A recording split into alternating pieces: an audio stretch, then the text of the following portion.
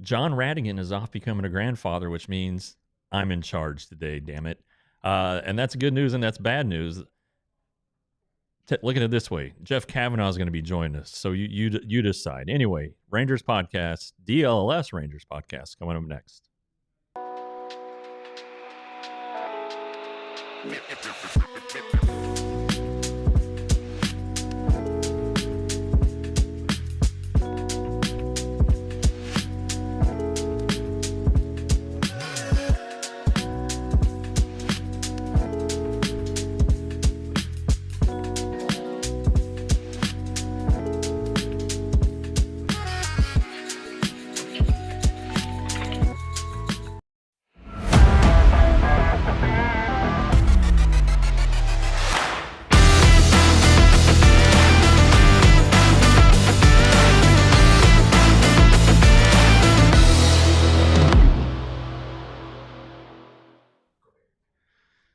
Hey guys, welcome in.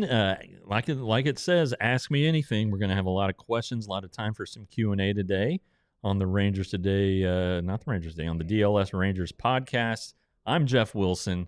Chair next to me is empty for now. John Radigan is off at an area hospital, probably smoking cigarettes and drinking coffee, waiting for his daughter to deliver the first grandchild in the Radigan family. So we're thinking about John and hope he's having a heck of a good time. Hope he's not getting too nervous, smoking too many cigarettes. He doesn't smoke, by the way. Just going back to the old stereotype. Today's show, like I said, lots of questions. Ask away there in the chat room. Jeff Cavanaugh's going to be coming on. He's going to ask me some questions. But it's a big week for the Rangers. You know, it's Fan Fest on Saturday. Their Winter Awards Banquet. It's Friday, and of course Wednesday is the beginning of the international signing period.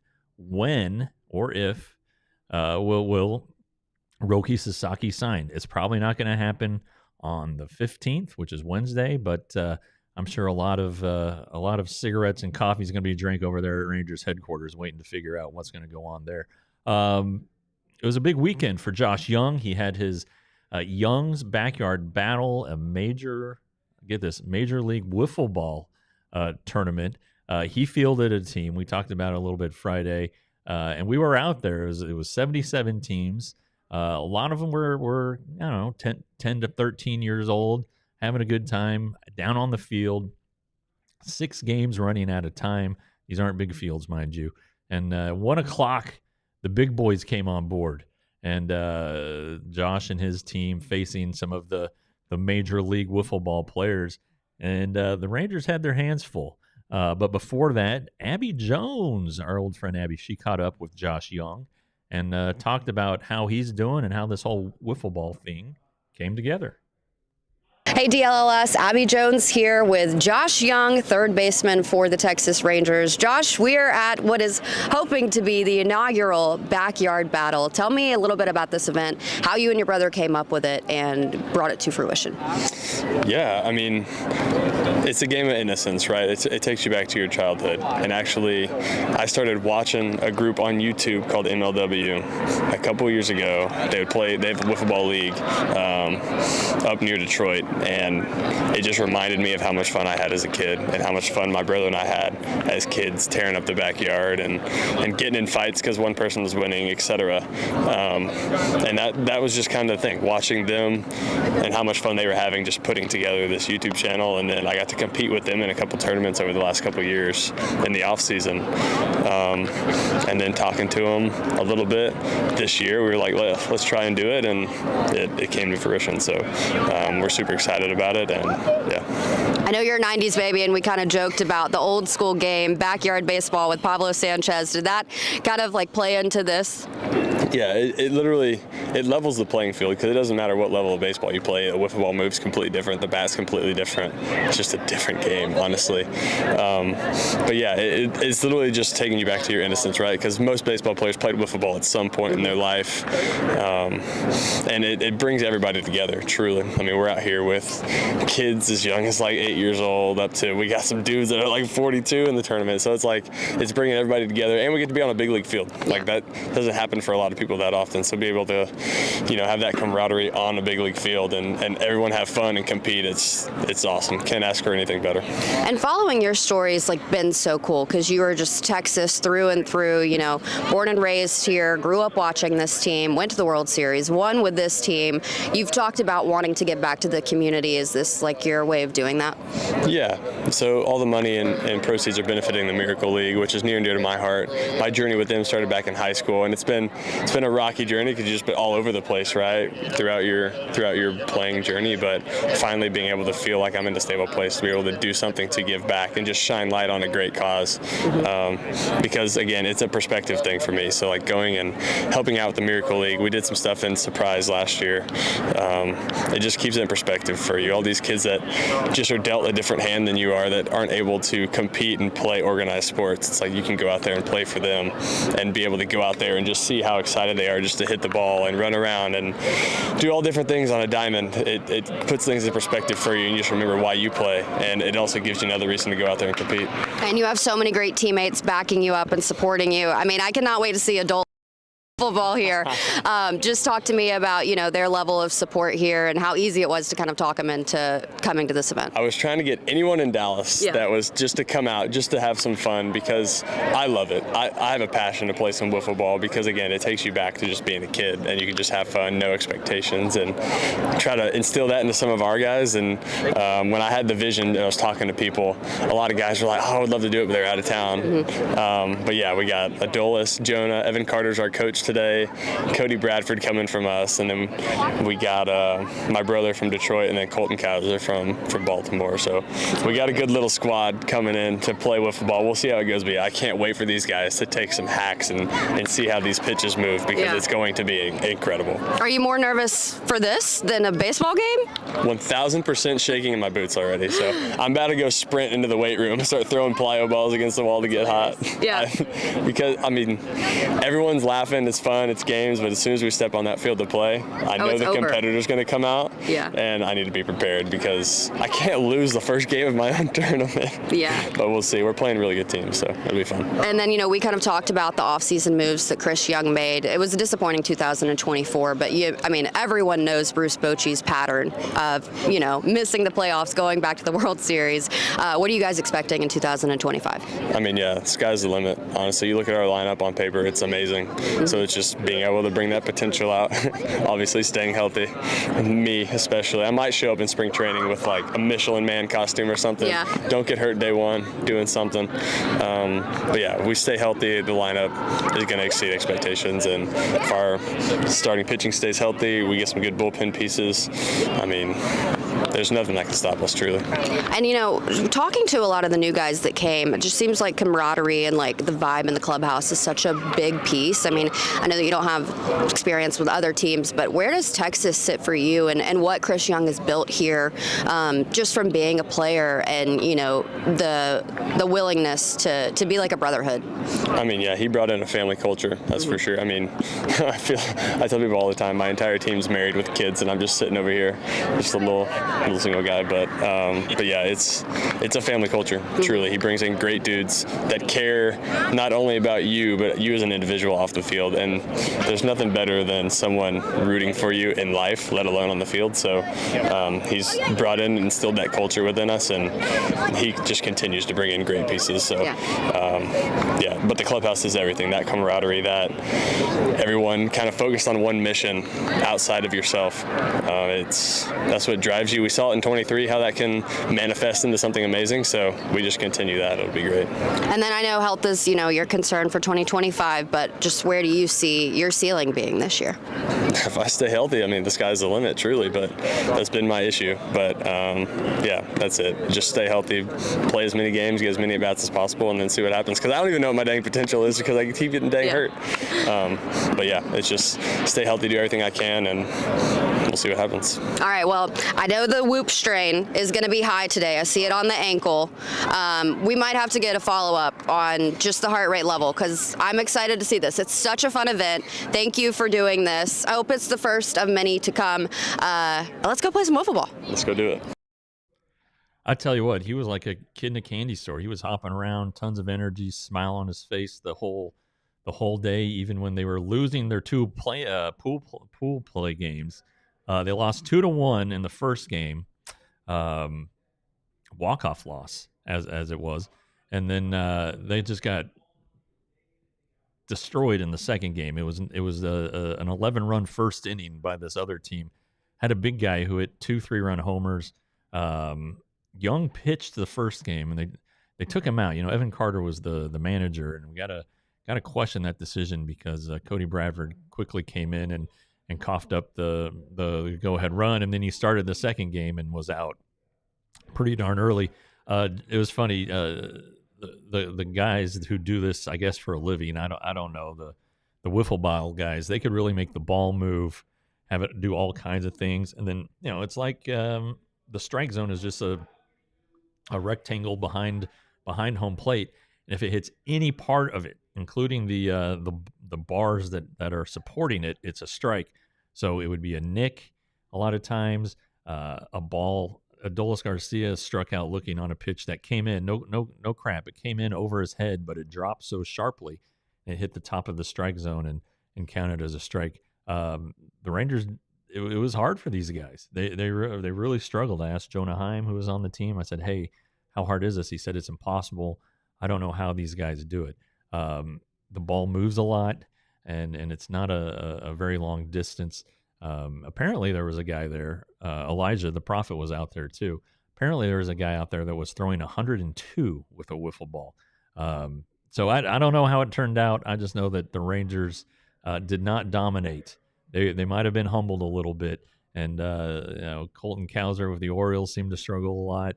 The Young brothers, I know, got a couple hits, but that was about it. They had great strike zone command. There's no question that the Rangers, the only run they scored in the first game came on a bases loaded walk. So they know the strike zone, their strike zone. Now the wiffle ball strike zone is bigger, and like I said, any little nick of that rectangle or the support beams behind it counted as a strike. So, but it was a good time. The proceeds went to through the Rangers Foundation to the Miracle League, which if you didn't catch the weekly show last week with Josh Jung, he talks about how important the Miracle League is to him.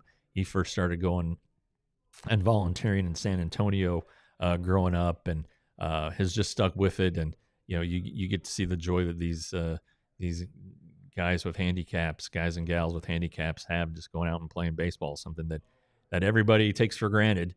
My son, his team, for instance, in Waxahachie one day, they have a Miracle League field at the the venue where he was playing, and they lost. My son's team lost their game, and one of them like pouting and threw his glove, and I told the coach, I said, "Hey, I'm not going to tell you how to coach, but send the boys up and make them watch the Miracle League and make sure they understand what they have, and not to take it for granted."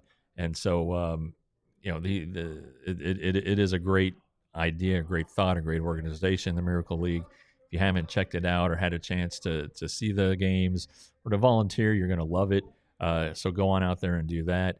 And hopefully Josh can raise more money in the future. This is the first event, and he wants to do more marketing and more, have more people involved, and grow this thing in ensuing years. You heard the bell. I am saved by the bell. It's time to do ad reads, which I somewhat know what to do. So hang around for the next segment of the Rangers DLS podcast. But first, we're going to talk flooring, and our friends at Empire Today talk about it all the time. Ben in the chat absolutely loves Empire Today. Well, so do we. Empire Today, you get shop at home convenience, the right product for your needs, quick professional installation, and a low price guarantee. Basically, the big thing for me is that this is all Empire Today does, is flooring, right? You're not going to a big box store and talking to a guy who just sold I don't know, a weed whacker to somebody, and now he's trying to sell you floors, and he may not know what he's talking about. But at Empire Today, they do know what they're talking about. When shop at home convenience, what they're talking about, they have an app on their phone. You can hold it up in any room, look at the floor you designed and see how it would look virtually. Pretty awesome stuff. So here's what you have to do. Schedule a free in-home estimate today. All listeners can receive $350 off when they use the promo code DLLS. Restrictions apply. See empiredaily.com/DLLS for details. And then I don't know if there's anybody who loves Shady Rays more than Grandpa John Radigan. If you haven't heard our shows or any of the other shows that DLS does, Shady Rays, they make affordable, durable, polarized sunglasses, and they basically give them to you for free because for a low price, and then you get the 35% off with us if you use the code DLLS. If you lose them, they replace them. If they get damaged, they replace them. But John Radigan has tried to destroy them, and by God, he hasn't succeeded yet. So everybody, exclusively for our listeners, Shady Rays is giving out the best deal of the season. ShadyRays.com, code DLLS for 35% off polarized sunglasses rated 5 stars by over 300,000 people.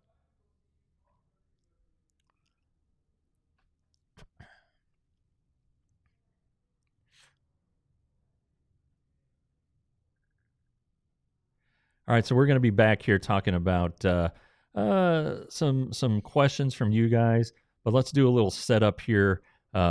Just go ahead and take a look at the week ahead. Today is Monday.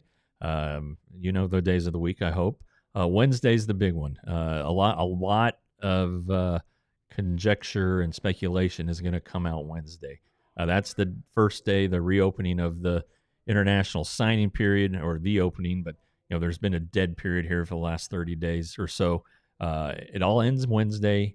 Players are going to start signing, and some teams, like the Rangers, who are in limbo here on Sasaki, they're going to be trying to figure out what to do. They're trying to keep as much of their international bonus pool dry, trying not to spend a ton of money. Maybe Sasaki wants it all, maybe he doesn't. I tend to think that he doesn't. I mean, if he wanted money, if he wanted big money, he would wait 3 years before coming to the United States in the Major League Baseball. He could get a $325 million deal or more. That's what Yamamoto got, $325 million. His team got a $50.6 million posting fee, probably worth as much as the franchise, to be honest. In Japan, teams are owned by corporations, not really individual owners. They don't spend a ton of money on their payrolls, so $50.6 million goes a long, long way over there in Japan. But Sasaki wants to be here. He wants to compete. Okay, that's fine. If he's willing to forego that kind of payday, I would imagine he's not going to squabble if a team says to him, we'll give you $5 million, but we need $1 million or so that we can sign these key international players. And if Sasaki is intrigued by farm systems and player development, and he's planning on being with this team that he's going to sign with for a long time, it would seem like he's going to go ahead and take less. I mean, money wasn't a deal for Ohtani. It was about fit. I think that's going to be the case with Sasaki. And, the speculation is running wild. Is he going to sign with the Dodgers? Is he going to sign with the Padres? The Rangers are in the mix. I know people just can't seem to buy into that one nationally, but it's true. Just do a little homework, guys. Look at what the Rangers have done historically in Japan, especially since I've been on the beat. Let's start in 2008. They signed Kaz Fukumori, and not a memorable signing or a memorable performance, but that was their first one. They've had several. Darvish, of course, takes the cake as far as notoriety and how good he was. And the what a big deal it was in Japan, and really for the Rangers to add a guy who, one scout, Don Welke, who's since passed away, he said that Yu Darvish was going to win 2 Cy Youngs in his time with the Rangers. Well, he finished second one year. All right, but anyway, Darvish was and still remains a very, very good major league pitcher. He was a difference maker for the Rangers franchise. The times he was with them from 2012 to 2017 when they traded him at the deadline to the Dodgers. He was a huge part of that franchise. And if you look at the some of the records and Rangers history, Yu Darvish has a lot of them. I mean, that's how good he was, and Sasaki apparently can blow that away. Beyond Darvish, though, the Rangers have had a pretty good history of signing guys, American players or foreign players in Japan, and bringing them back to the major leagues. Colby Lewis signed before Darvish. That's number one on the list. Tony Barnett. We remember Tony Barnett.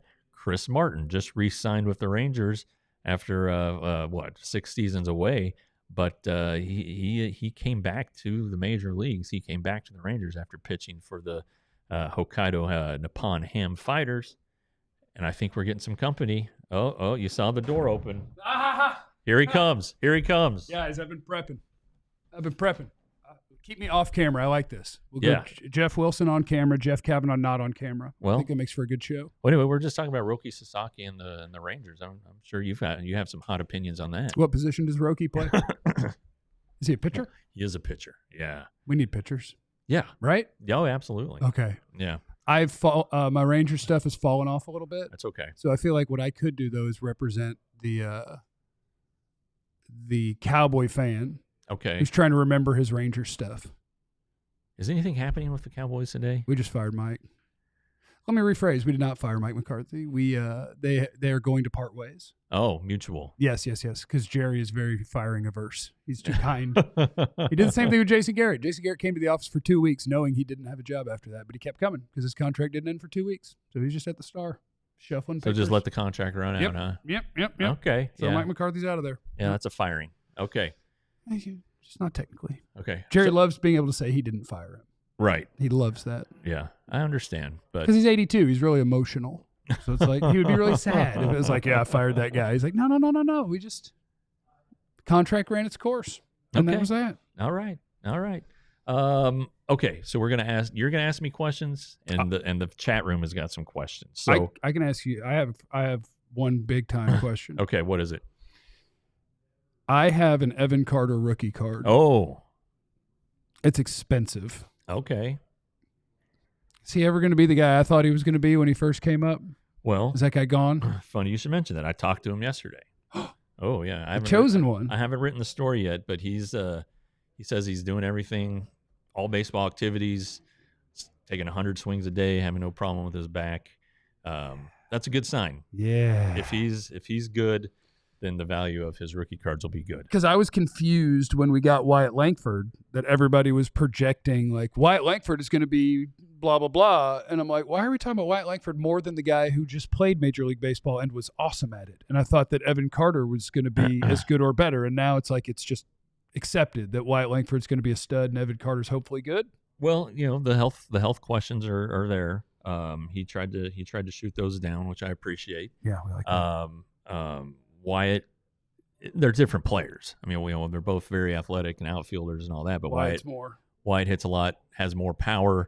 I'd love to see him race. They're pretty fast dudes. I don't know who would beat him. Now Evan's a center fielder, so he wants to play center field. Wyatt, I think last year was his 3rd season as an outfielder ever, so there's some growing pains there. But you could eventually see Evan Carter lead off, Corey Seager 2nd, Wyatt Langford 3rd. Yeah. That's what I want. That's my dream Rangers. My dream Rangers was like before they won the World Series, but when they were having that season, my thought was you're going to have to deal with these MFers for a half decade. Like you got Wyatt and Evan and Seager, and you're going to have to deal with them, and then kind of went kaput. And so I just want it back. I just want it all back. Okay. Well, hopefully they can recapture that for you. That would be good. All right. Let's see. Elijah, let's run through some questions here real quick. Any news on the TV deal? I asked around about that recently. It was supposed to be before the new year, then it was supposed to be January. Now they're thinking the announcement's not going to come until spring training. Do you know what it is, but you can't tell us? I don't know it. I really don't. Okay. I just truly didn't know don't. If you're holding out on us. I'm not. I hope they do it like the Mavs, because I don't know if every Mavs fan knows this yet, because I talk to people in everyday life when I tell them how I watch the Mavs, and they're like, what? Like, you don't have to pay billions a month or whatever their thing is. Yeah. You can literally just buy an antenna. Now, there is going to be some of that. I think, for the Rangers. John Radigan and I worked on a story about that a few weeks ago. There will be an over-the-air game, Okay. one or maybe one a week. Yeah. Kind of get the fans coming back, then kind of, the old model, the regional sports network model with the cable providers, and then there's going to be streaming as well. So they're going to try to do all three. So we'll see how it looks, but it seems like because they're spending more money, it seems like it's not as bad as people were, including me, thought it might be. Yeah, I just want everybody to be able to watch, because it seemed like, what year was it? Last year and the year before, whatever it was. Once you couldn't watch it on, like I had YouTube TV. Yeah, and you couldn't get Bally there anymore. And you could get the Bally standalone app, but that let me watch two of the teams and not the third one, and it got very confusing. Just get my teams on so I can watch them. But digital antenna, being able to watch things over the air, it was so fun, because when's the last time you did a connector thing where it's like circular with the little thing in the middle and you have to push it and then spin a little thing that tightens up? It's a really weird connection that we haven't used in a really long time, and it was so fun to hook up. I haven't done it forever. It was so fun. I felt like I was hooking up my Sega, and that was badass. What were you the best at in Sega? Mortal Kombat, if I played against people who weren't good. Okay. Because you could just hit back, forward with Raiden over and over again, and that's how he dove. And if they didn't know how to stop it, you were in good shape. Okay. I was one of those spam his best moves thing. Like Sub-Zero, I would just keep freezing you an uppercut, and that was kind of what I went with. Okay. I was decent, though. I was good at golf, the golf game. Did a golf game on the Sega? PGA golf, I was really good at. That's incredible. That. Yeah. My friends still think I'm probably the best player ever in it. There's just so few. few. How good I was. There's so few buttons back in the day that games were so much better, which means that the kids today are way better than we were at video games because they have more going on. But I was crushing track and field when all you had to do was hit A-B over and over again to run. Yeah. And I would wrap a towel around my finger and do it like this and just. Yeah, so you wouldn't get the blister. Yeah, because if you didn't wrap it, I would bleed. Yeah. But I can run fast in track and field. Nice. I could do that. All right, next question, and we got a couple of these on Twitter too. When do they get a closer, or what relievers are they looking for? They're still looking for a high leverage guy in the to work the back in the bullpen. I think they're waiting for the price to be established on the market. So I still think Kirby Yates is a possibility, and the closer it gets to spring training, the better it gets for teams. That's just kind of a rule. It's kind of I don't know if it's it's unspoken collusion maybe, but it's just that's the way it works. So at some point the price will come down and the Rangers will be happy. What is the current state of Major League Baseball bullpen? Because I feel like for a while you had all of these premier setup and closer guys, and then it seemed like the whole league almost went to, well, that's not very predictable year to year, and so we'll just use different guys and mix it up. And I don't know, I feel like it might be coming back around, that when you have a guy that you think has that makeup or whatever, it's like we need that guy. Well, the Rangers somehow won a World Series in 23, even though in the regular season they blew more saves than they converted. Well, that's because our whole bullpen became our other starters, right? Well, not necessarily. And Spores and Chapman. Jose Leclerc got pretty good. But then last year they weren't very good. But just think how bad they would have been without Kirby Yates becoming an all-star and having a 1.17 ERA and David Robertson as a setup guy. So I think that Chris Young, I've said this many, many times, the team he won the World Series with, the 2015 Royals, had a kick-ass bullpen, just filthy bullpen, and so he knows that you got to have a bullpen. And so I think that they've signed 5 guys, which is pretty remarkable. They've got the middle innings covered. They have the 8th inning covered with Chris Martin. I don't believe that they're done yet, and I think that another guy is coming. When Spores is back, does he have the 9th inning covered? But if they don't sign anybody else, he's going to get a shot at it. Yeah. All right, so there's the bell. Time to read some ads. Which ones? Ooh, Rugged Road. It's going to be a good one. I love coolers. Jeff Cavanaugh, cooler fan, which means he loves Rugged Road. Rugged Road, they've been on board with this pretty much since the get-go here. Yeah. They're dedicated to innovative, durable outdoor gear for adventurers or for parents who have to chase their kids around ballparks every other weekend like I do. You want to know my favorite part? Yeah. It doesn't just float. It floats upright. So if you take a river trip, when we say it floats, like it's not going to be on its side. No. It floats the way you want it. Wow. Just like that. That's pretty good. Yeah, up and down. and they're light. That's a key. That's a big key. So they pretty much whatever you want Rugged Road coolers to do, they're going to do for you. They keep food cold. Radigan's saying 7 days, up to 7 days. Yeah. So if you have a ice storm and a power outage, boom, you're set. So gear up for your next adventure with Rugged Road coolers. Reliable, durable, and built to be used. Rugged Road is your ultimate outdoor companion.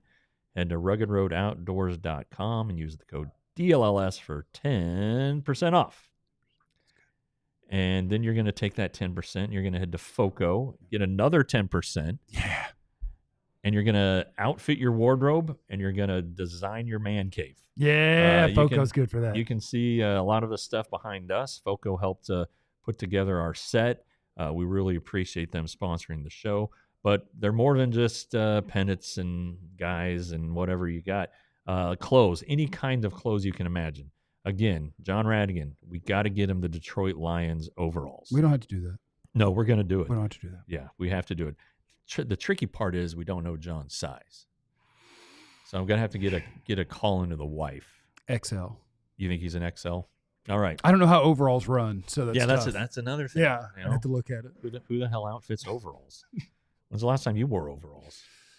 93. Were you like a train conductor for Halloween? It was a thing for school. Yeah, sure. Yeah, like Pioneer Day. Yeah. All right, so check out FOCO.com or click the link in the description below for 10% off non-pre-sale items. Use the code DLS for 10% off. Felt pretty good about that fast reading there. No, yeah, you crushed it. You're like the Micro Machine guy. In Colorado growing up, it was the Shane Company, the direct diamond importers. Okay. And they always had that fast talking guy at the end. Yeah. And actually, the South Park guys grew up in the Denver area, and they had one episode where they made a reference and read like a commercial. It was great. Did you know in radio sometimes people cheat on that? Oh no. They would have me, because I could do it. I could rip off a read pretty quick, but sometimes if a spot was a little bit too long, they just highlight that part, speed it up through the computer. Is that right? Yeah, they cheat. Oh, well, yeah, that sucks. Yeah. Lost a lot of respect for radio people right there. I've never had any. Back to the questions. Where are we? What would your opening day lineup look like? All right, Dan, I appreciate that. Is Burger good? I think he's good. Burger? Yeah, I think he's good. I saw we signed a guy named Burger, and all I could think about was what concession item they're going to come up with. Oh, my gosh. I know it. Okay, so if I have to do an opening day lineup, God, I'm going to have to put pen to paper here. I still think Simeon will lead off. Seager. Jake Burger. Put the right-handed bat behind the left-handed bat. I'm going to go ahead and say Adolis. Oh, well, I guess if they're facing a right-hander, I'll say Adolis there. Then I'll say Josh Jung.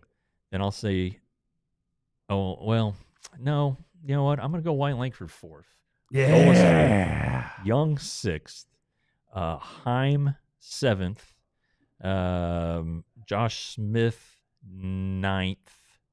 Evan? And Evan Carter eighth.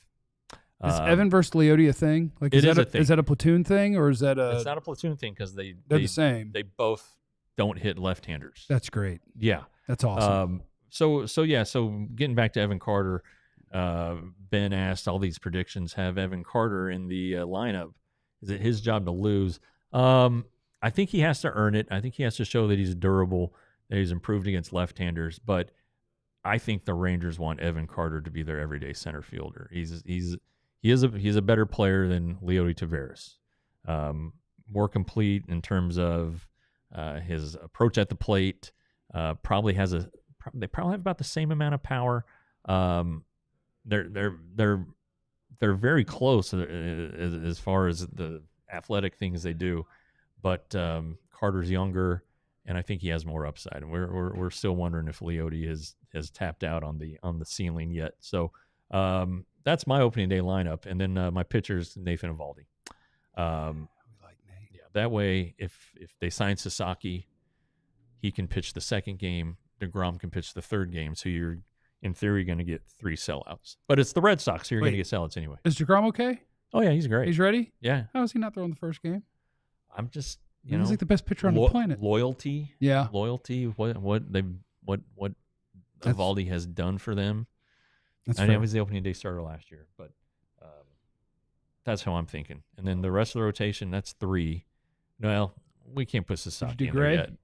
I'll put Gray in there. So Evaldi, DeGrom. Then I'm going to try to mix it up a little bit with like a slower paced guy. So maybe Tyler Mahle. Then I would go Rocker Gray. Rocker? Yeah, let's go ahead and get him in I there. love that. Let's go ahead and get him in Do you there. remember how exciting it was watching Vanderbilt when they had Leiter and Rocker? Yeah. And if you had told anybody, hey, you can end up with both of them, you'd be like, well, that's not possible. Right. Please work out. Yeah. Please work out. I just remember how excited I was. It was like, what? Both of these guys are studs. And then Leiter's minor league stuff was like, what's happening to this man? Yeah. I need you guys. It could be fun. Yeah. Where are we at? Oh, Jeff. This is a good one. Jeff is asking Jeff, give me an update on where Ryan Garcia stands in the pitching depth. This is a good question. Ryan Garcia is a great human being. It's not a good start. No, it's not.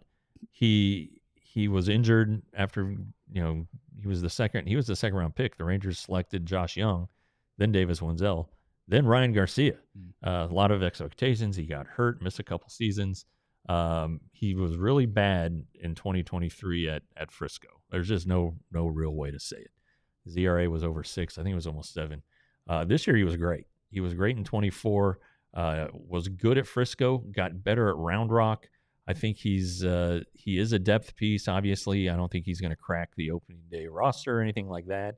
But I think he's headed the right way. He's kind of a little older now because of the time missed, so he needs to, go fast, crap or get off the pot type of thing. Oh, but I think that he's probably, let's say Leiter is in the minors to start the year. I would say Leiter, Dane Acker, and then Ryan Garcia. Probably ahead of Teodo, just because Teodo's still young and they're not sure of the role. So that's my hot opinion. Would guys rather be in Frisco or Round Rock? I know technically Round Rock's higher, but Frisco puts you closer to Arlington. Yeah, well, if you're on the 40-man roster, it doesn't matter. Okay. A lot of scouts, a lot of executives will go up to Frisco and watch the Frisco team. So that's a pretty good question. I would think Round Rock still. I think especially if you're a hitter, you want to be in Round Rock because it's hitter-friendly league.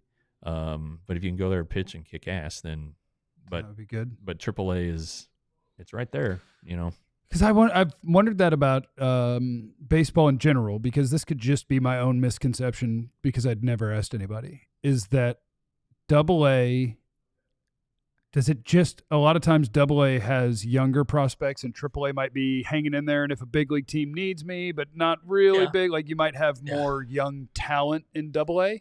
That's true. Okay. But yeah, there's, there are organizational guys who are 28-year-old first basemen who have very little chance at the major leagues, who are filling a spot.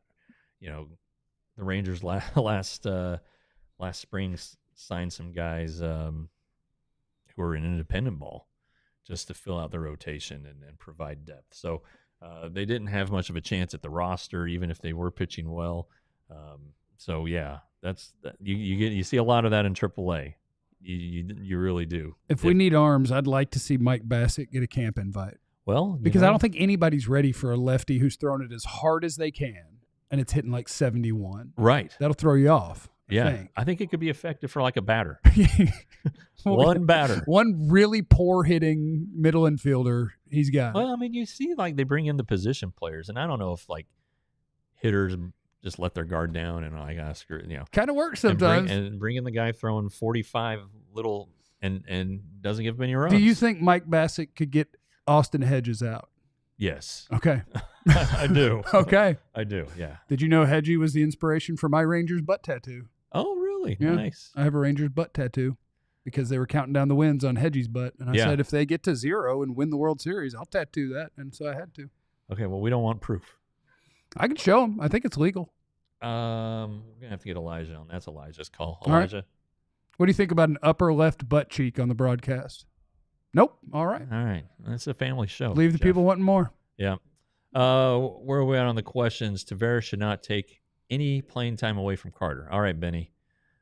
Benny is very active in my notifications on the Twitter, and and he's on the chat a lot, so we appreciate Benny. I feel like the way you said, all right, Benny, was pretty dismissive. I feel like you were like, okay, Benny. Oh, sure, Benny. No but problem. I feel the same way. I mean, but I think that's natural, right? We all gravitate towards the young player because we think the future's more exciting. And so it's like, I want Evan Carter out there every day too. Sure. Even if Leote's OPS is 30 points higher 6 weeks into the season, I'd be like, why is he playing over Evan Carter? But he's a good player. Leote's he's going to help a winning team. The Rangers are going to be a winning team, and Leote Taveras will help them. The next question is that AC Elm or a Kelm. I don't know how you want to say it, but where are the Rangers in the AL West? Should they be favored over Houston or Seattle? You see a lot of people who think they should be. Jim Bowden's the latest, the former big league GM turned radio guy. You look at the Angels. Angels are better, but they were awful last year. The A's are better, but they're still the A's.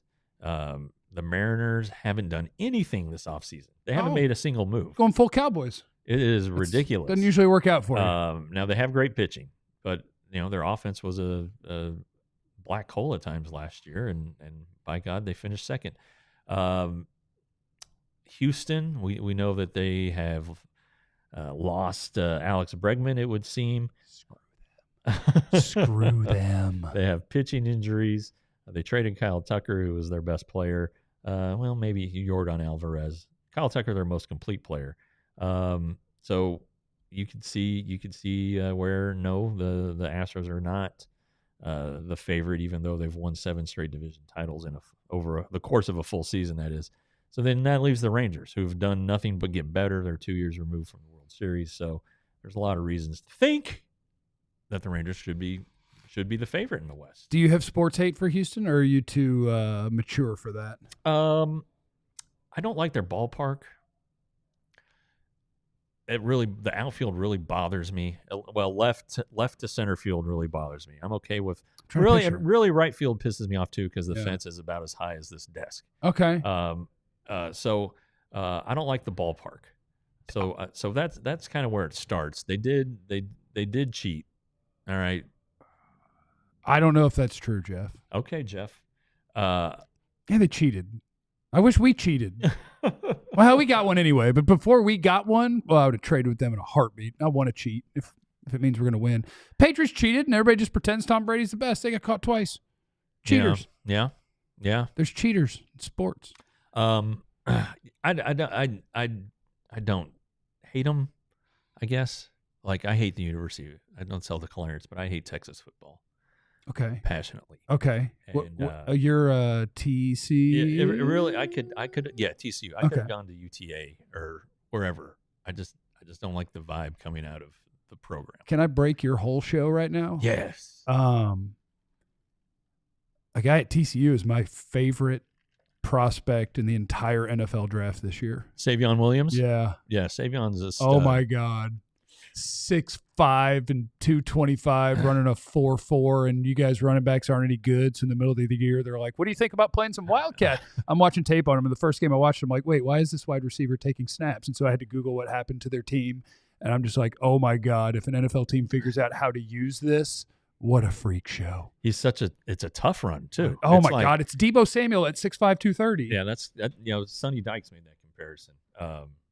And he was a high school quarterback at Marshall. He's from Marshall, Texas.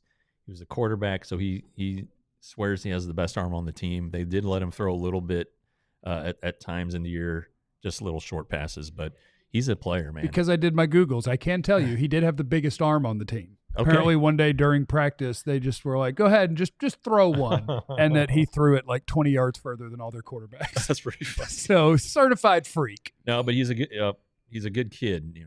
Didn't transfer, had the chance to transfer. Quentin Johnston with the Chargers is like his best buddy. They're different players. They do both drop the ball some. There is that. But and then Savion's got a good backstory. He had a kid who was born prematurely with some medical complications, and anyway, second round pick for the Cowboys. Good Savion kid, Williams. good kid. Ad time.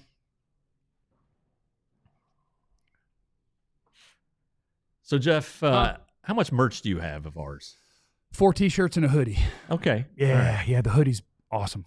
That's pretty good. Like you can't get a free hoodie when you sign up to be a diehard, but you can get a free T-shirt, and then you could get a 20% discount on the hoodie because once you're a diehard, you get 20% discount. But yeah, I have 4 T-shirts. Well, actually, I think I have on a. It's weird because I'm doing the Rangers show with you after doing the Cowboys show, and I'm wearing a Mavs merch. This is Mavs also. That's the Mavs flag shirt. I have I think I have 13 shirts. Jeez. Yeah, it's ridiculous. One of them is from Denver because I'm a Broncos fan, so my wife got me the Bo Nix shirt. Sorry about that one. That's but you're on a good trajectory, Going the right way. Yeah. I think that I have the 2 hoodies. The hats are the big one. I know Stein got one. I don't know if he made it himself or what, but I'm very jealous of it. But go to store.allcitynetwork.com. Quality items. These aren't crappy shirts you get at the discount rack. These are high quality, soft, breathable. You want them. So go get one. And like he alluded to, Jeff did. If you become a diehard for only $79.99 a year, you get a free T-shirt. Those are valued at $34.99. So do the math. That's $45 for basically the best, most complete coverage of all 4 professional sports franchises in our area. We cover them all better than anybody else. The Jeff and Jeff draft show coming up will be for diehards only. There you go. Saw GM Ben putting the Jeff and Jeff NFL draft show on the schedule. Okay, well, that'll be great. I can tell you about Savion Williams. Yeah, can you help me with Jack Besh? I can. See, we got TCU covered. Yeah, we're in good shape there. Anyway, become a diehard. You don't just get Rangers stuff. You get Cowboys, Mavs, Stars, everything behind the paywall. You get. We're expanding our coverage to colleges. I believe we're going to have a Wings writer. So this is the place to go. So go to alldls.com and join today. Jeff, does this mess anything up for you if our GM said, I want to see some Jeff butt tats? Well, that's Elijah's call. I'm not taking responsibility for this. I'm just saying. Yeah. I'm just saying. So here we are in the last segment. This is usually the what our buddy John calls batting cleanup, and there wasn't really a lot to do. I checked. It was kind of a quiet weekend in baseball. The Padres did hire Scott Servais, former Mariners manager, as a special assistant. Scott, the former big league catcher, was with the Rangers in a front office position, farm director, player development stuff for a while before being wooed away to the Angels by Jerry Dipoto to do the same thing, and then Jerry Dipoto goes up to Seattle, and voila, Scott Servais be our manager. He did have to fire him though this year, which probably hurt the friendship a little bit. Oh, that's tough. That's why you don't do business with friends. Put a little strain on it. That's why Jerry never fires anybody with the Cowboys. He lets contracts run out because he wants to stay friends. Yeah, I like it. So let's do more questions from folks. Natalie's been asking away. There's a Natalie question right there. Will we know before Sasaki picks his team if he doesn't pick the Rangers? I'm assuming it'll leak. I'm assuming that somebody will tell Kenny Rosenthal and Jeff Passan, maybe John Heyman.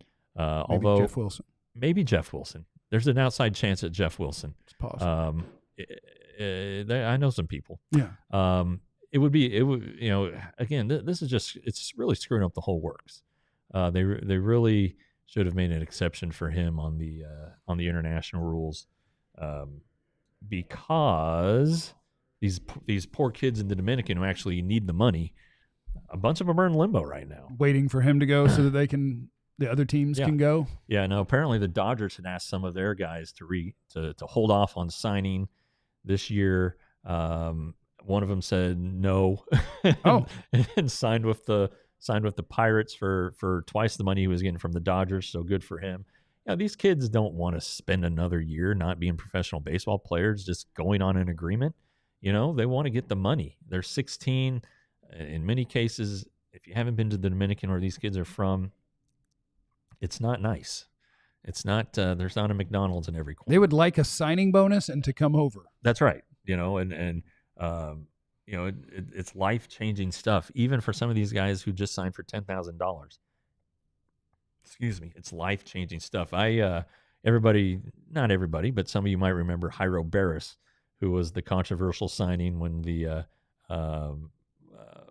Rangers found like a second birth certificate that had him a year younger That's than he what I'm was. talking about. Yeah. So anyway, Cheating, maybe. Yeah, Jairo Barris, I saw his boyhood home. It was like a shed that you'd find in your backyard. No electricity, but the kid could play baseball. And no, he didn't pan out. He fizzled out and burned out, but he got paid. And it's situations like that. Ezekiel Duran, $10,000 signing. Emiliano Teodo, $10,000. And I can guarantee you those families needed that money. And now they're going to get snacks. They're getting paid. Duran is making almost $1 million a year. Teodo's on the 40-man roster. If he makes the big leagues at any point, he gets the prorated league minimum. So he's looking at some serious money now. So they just want to sign, develop, and get going. So and some people are like, oh, well, is that a sign that the Dodgers have already agreed with Sasaki? I don't think it's a sign at all. It's just these kids aren't waiting around. They need their money. So anyway, if the Rangers do end up signing Sasaki, they're going to end up screwing over some kids too.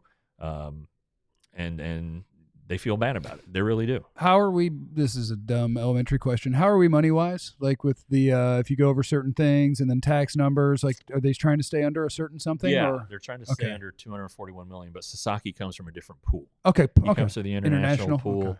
Rangers have $6.2 million there. Not the most, not the least. But again, can we trade for more? You can trade for more. We should trade for more and then get it. Well, you can only get $250,000 at a time. So we should trade for that a bunch of times, however many times we need it. Trade away your farm system and try to get up to $10 million. Yeah, I was looking at that last night. For the Rangers to get to $10 million, they would have to make 16 trades. All right, which one would you make first? I don't know. That's a good second question. And third. Yeah, and then are they good? I don't think teams would be just doing it for one player. Do any other big teams have more than that? I don't think so. Oh, come on down. The Dodgers have less. Yeah, buddy. But anyway, again, it's not going to come down to money. Ryan, why aren't the Rangers getting an actual closer? Well, like we said earlier, we're waiting on it, Ryan. Chill out, Ryan. When will Sebastian Walcott get called up? He will get called up, Ryan. Chill out, Ryan. Late in 26. When it's time. Yeah, when it's time. Okay, when it's time. Just saw a tweet, Coop, that the Giants have been told Sasaki won't go to San Francisco. I'm taking that as a report. That doesn't surprise me, not at all. Do you think Seager should be first base and Smith should be the full-time shortstop?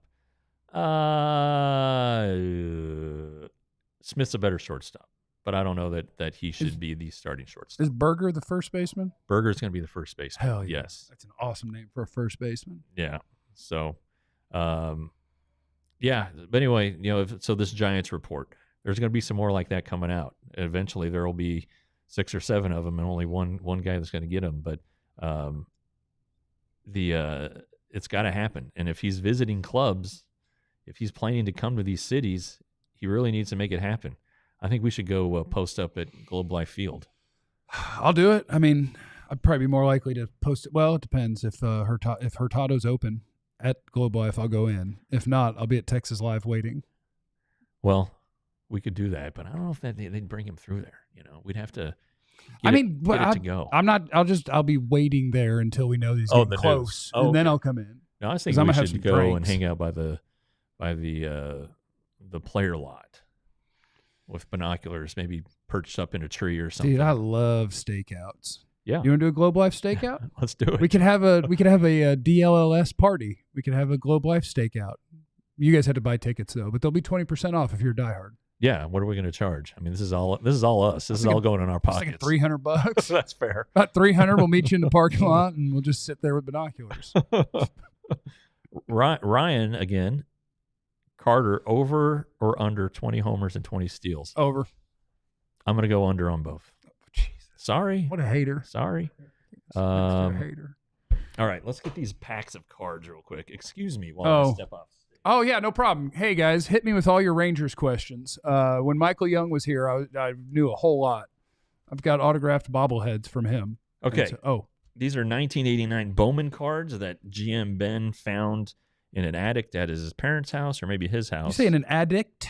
An addict. Well, he wasn't card addict. Attic. Oh, okay. Attic. You think we're going to pull a Ken Griffey Jr. rookie card? I don't know, but fire away. Oh, here comes Ben. What do you got? Trash can? Oh, look at that. The gum fell apart. Why do you need a trash can? Have you chewed 36-year-old bubblegum before? I've never chewed 36-year-old bubblegum, but I'm about to. Look, it came in 4 pieces. All right. I have Pat Combs, Bruce Hurst, Dave Stewart. All right. Boy, I got to look him up. Brian Meyer, Jose Rijo, Keith Miller, who's now an agent with It's not gum anymore. It's a cracker of some sort. Whitey Ford insert card of some sort. Oh, hell yeah. Daryl Boston, Bryn Smith, Terry Pendleton, an MVP, Wally Joyner, Dan Smith, Chet Lemon. Two Astros in that pack. Hey, look at the back of that one. Hey-o. I've heard of him. That is not good. That's Roger Clemens, ladies and gentlemen. Yeah, what do I do? Do I keep chewing this? You can spit it out. It's not good. 36-year-old gum review. Not good. But I got a Roger Clemens card. Fernando Valenzuela. My God. Hey, how about I'm getting all the best pitchers I'm Nolan Ryan. in the same pack?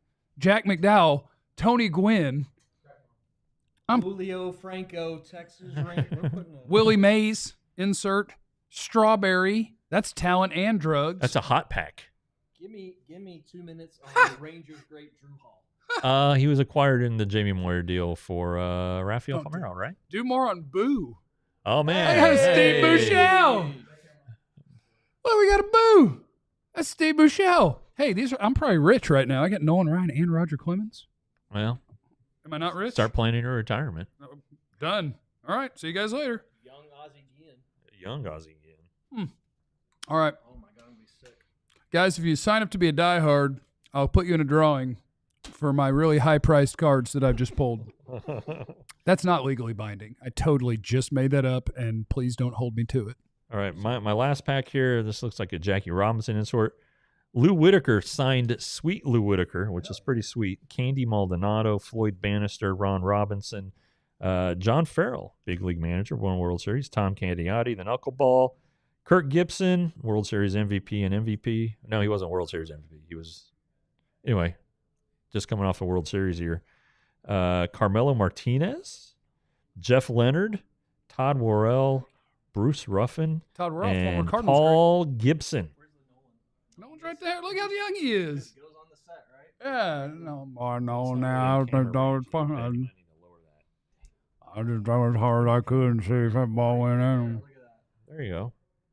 That'll work. Yeah. Kick ass.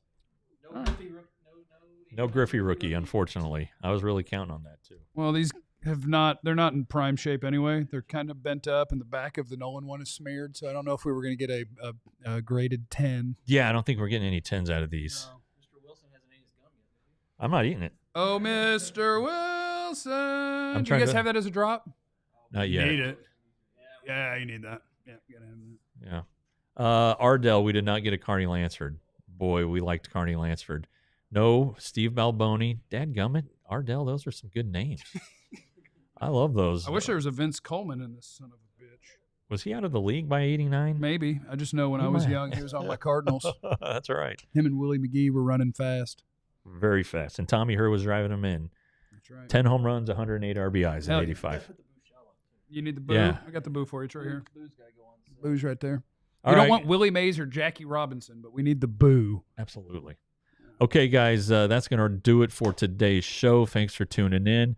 Assuming that John Radigan's grandchild is delivered today, he'll be back tomorrow. Jeff won't have to. If not, won't have to slum it with us, but here. he's ready. I've got all Always your ready. knowledge. Ready, willing, and able. Got it all. So tomorrow, 1 o'clock show tomorrow. 1 o'clock, not noon. So all of you guys set your calendars for 1. See you then. We all silly like the mayor.